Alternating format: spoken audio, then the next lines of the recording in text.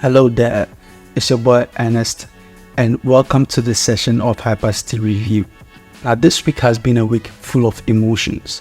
A lot of tempers are flaring high. People are being insecure about the issue that happened on Thursday. In this session of Hypercity Review, I took a couple of topics on social media that was trending over the week so that we can see if we can have a conversation or review those topics. If you've made it this far, please make sure to like, subscribe and share so that you can get content like this from me. I will not want to waste much of your time. Now let's look at the first story that I will want to review with you. A young guy who happened to be a police officer was killed by 4 armed robbers. I'm sure everybody has already watched the CCTV footage that popped up on social media. But then for the benefit of this video, let's take a look at the video once again and we'll come back to review the whole issue.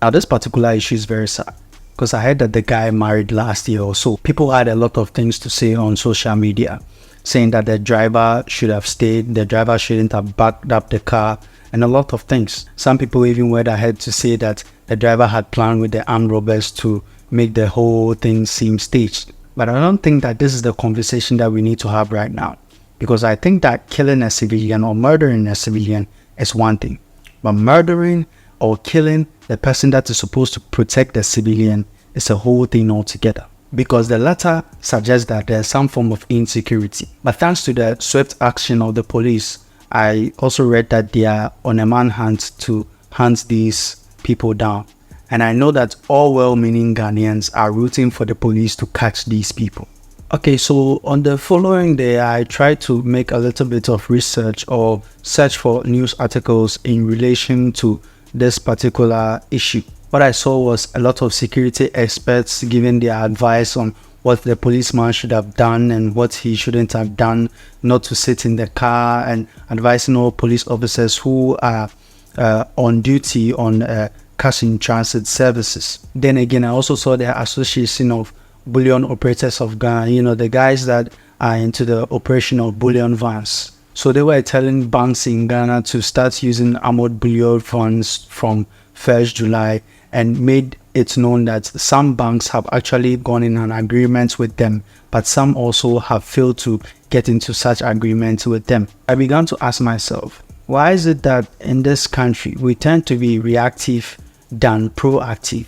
What I mean is that we tend to ignore certain issues in this country, and when the consequences begin to show itself, then we begin to act. Robberies associated with bullion vans didn't start from today. It didn't start from just this Thursday. It started a very long time, and we haven't yet had a solution to solve this problem.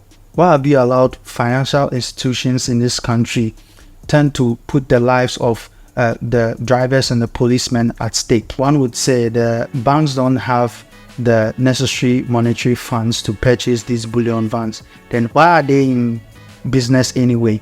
A lot of people in this country has lost their lives just because some people were not proactive in their task or the responsibilities given to them. I mean, I just don't know why the argument or the discussion that is going on is centered towards the guy that was shot dead. Because you will agree with me that this is not a bullion van. This is not a bullion van. We have been playing in this country for long. We need proactive people, not reactive people. And they are telling us that they need to start using these bullion vans from 1st July. What I think the well-meaning Ghanaian will expect the authorities to do is to look at the whole procedure and protocol involved in cars in transit activities. I think they should look at the time, date, and the number of security personnel involved, because clearly one is not enough. There needs to be a whole reform of strategies and retraining of those who are involved in carrying out these activities. All I hope is that the police are swift in their activities and catch these bad people, because if they are able to do this to a police officer, how much more you and I? And so the second story that I would like to touch on is the book that was written by Yvonne Nelson, the I Am Not Yvonne Nelson by Yvonne Nelson. I've already done a video on it, and so I'm not going to spend a lot of time on it now. What I have to say is that the main purpose of this book has been blown out of proportion by a lot of media outlets, and so I suggest that you get yourself a copy, read the book, and tend to see whatever it is in that book. You will learn a lot of lessons from it, especially if you are a young female actress. You should get a copy of this book. This is not a you shouldn't compromise on this. If you are a young lady in this country that wants to get into maybe music, the entertainment industry in general, whether music, movie, or let's say modeling, if you want to get into these things, get yourself a copy of this book, read it, so that you will better well understand the world that you are entering into. That's the entertainment industry. That is what I have to say for you. You can check in the description below to see the full review of the book. The third thing that I saw on social media is a young lady who accused a very famous celebrity in this country that she slept with the celebrity in order to gain fame, fortune, and all those things. Let's look at this video, then we'll come back and review this whole issue at hand, because I just don't understand some of you people. I said, you know what I'm going through, but I always keep myself strong. Na me ne papa way, obi papa penny way, akoda. Senke bi amede be achieve me goal to get to help my family. Now I take advantage. You want me to keep quiet? I don't want to cry. Me person me su. I'm obi akase me di su blah blah. She me di be 2 months in you. Em say ade na papa na ye no. Afei na asem na kame. So that's na social media no so say I me sini na ama me si dan ne nu na me si bia ma me ma she na sem papa nya obi enti na me me wo be ma o ma ne me dan na sa na person ka abrabon sa tie nyina prize because my ready me ko papa ni fie won kan no na o baby ana mo de wa ye hotel na di o piti for ma o di oba na waja no afa foforo no any penny ni so te soro na oni nkura na da no me wu mi obi say ye ne me da o esu sidi hotel na papa ne da no na me koda ho e ma ni di me no ama me 1 million na me koda sidi hotel e wa santasi na papa ne da no na me koda ho e ma ni ma me 1 million fucking boy Kobe, you don't know anything. So when Jimmy now episode do Jimmy by me so I will let you regret it. Kobe, I know what I'm doing. It's me say papa na kasa me here no. If the man don't want to talk, just keep mute. We just sell you. And I sell you catch them no. When I'm attacking somebody and you throw bomb on me meto miss her. Miss her na me meto. Me change papa na be kwakotena radio so said okotena was sini na me na yi I see fear me no. Sini na ame na si fie mienu nti se sini nti o dwene ho asidan ne bia mane ma no saa kasa na afi papa na no ba me se menti ase na me tra ase dwena de me deserve magic enye sa ye nyina ye nyanna yo ye nyanna because na se wa wo de wa dwene ne nam oni amanfo ma de ayeso antwea ne nyina ai o twea me sika no antwenya bisa apa ne se girl we ye hwan bisa no so ye hwan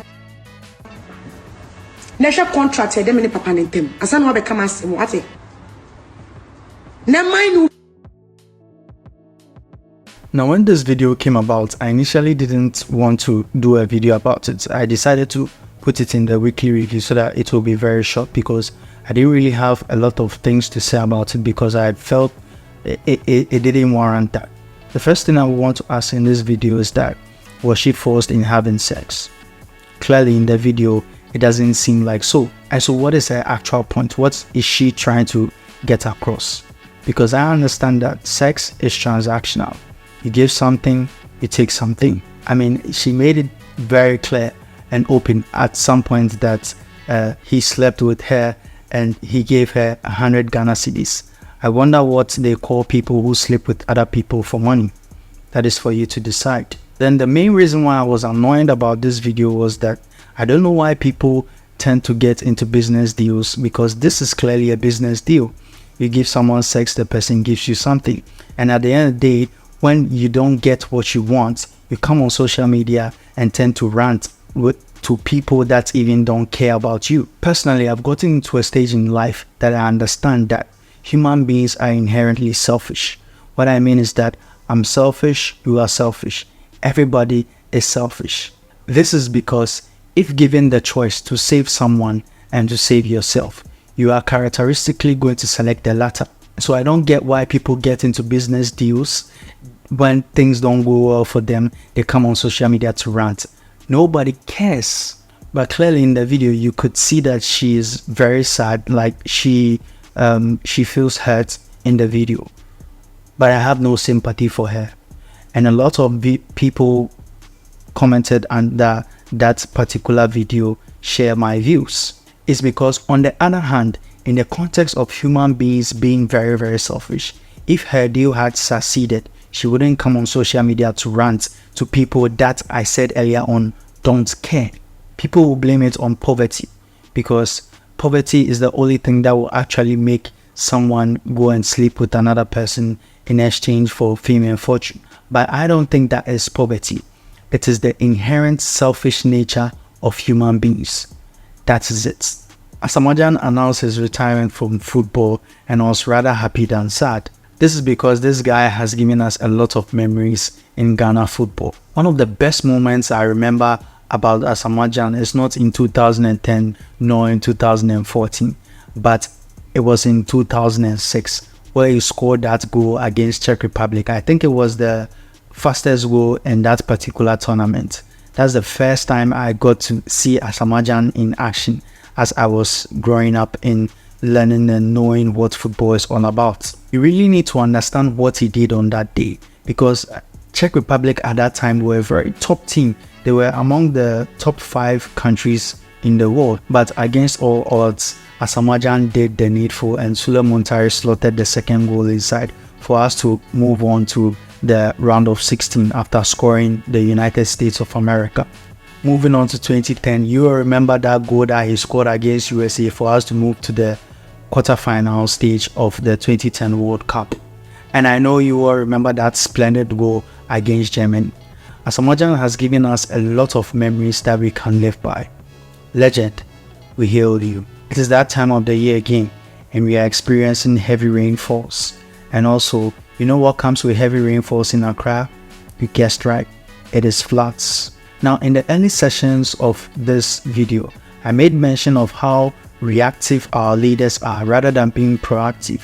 Now, this flood, the flood that has been going on in Accra for decades now, is as a form of the reactive nature of the people that have been tasked with the responsibilities to prevent these things from happening. What I'm saying is that, was it yesterday ago, the Speaker of Parliament summoned the Minister for Public Works and Housing and also the Finance Minister to explain what has been done to curb the flood situation in Accra. Now, that is what I'm talking about, the reactive nature of our leaders. We wait for the thing to happen before we tend to take actions. Because to me, what it seems like is like we didn't learn from the June 3rd disaster that happened at Circle.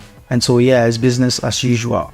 Let us finish with this rainy season and you would see that when we enter the next rainy season where there is heavy rainfall, we will still experience these floods because it wasn't solved at this time. Sometimes I just even don't know what to say. We have consistently and deliberately decided to vote and appoint incompetent people in government to handle our affairs for us. We need to change as a people. We need to change the mindset of our leaders. Our leaders need to change their mindset from being a reactive mindset to a proactive one, because I think that is the only way that our problems are actually going to be solved in this country. That is all I have for you. Please make sure to like, subscribe and share, because I have a lot of content coming up your way that you wouldn't want to miss out. It's your boy Ernest. Until then, it's goodbye.